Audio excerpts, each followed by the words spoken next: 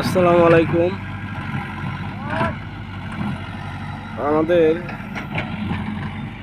এখানে বাটাতে মাটি নিয়েছিলাম। মাটি নেওয়ার পরে বাইরে বলতেছে যে আমার এখানে একটা ছোট করে একটা মাছ টাকার মতন একটা পাগার দিতে, তাই আমি না করতে পারলাম না।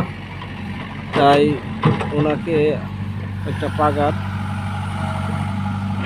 দিয়ে দিচ্ছি, ছোট পাগার আর কি। সেই পাগারে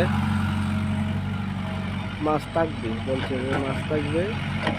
আমার কথা হিসেবে আমি ভাবছিলাম যে বড় বড় পাগার দিবে, এটার লাগে আইছিলাম। এখন ছোট কাজ তো আমাদের পোষায় না, তবু নিছি নিয়া এখন করণ করে দিচ্ছি আর কি।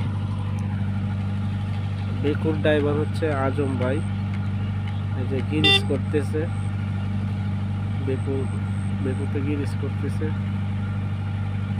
সমস্যা হচ্ছে তো তাই। আসসালামু আলাইকুম, এই পর্যন্তই।